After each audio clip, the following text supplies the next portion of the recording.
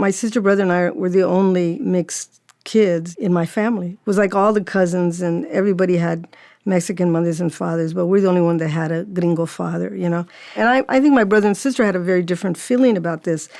But I just wanted to be brown. It was like, I mean, you know, it's like that was to me everything I associated with home and, you know. But we, of course, were very encouraged, you know, to try to get what you can in this world, you know.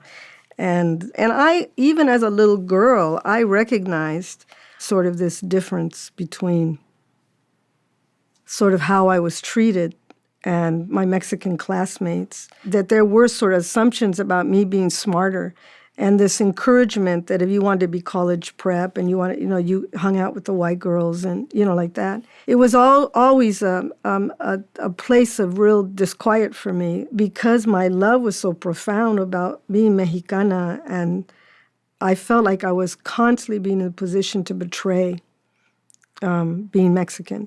People say, oh, you're not really Mexican, are you? I go, yeah. You know, and it's like, you're Spanish. No, I'm Mexican.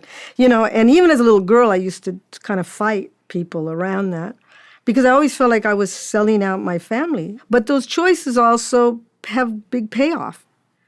Privilege equals more access to, you know, money, access to success. People make those choices all the time.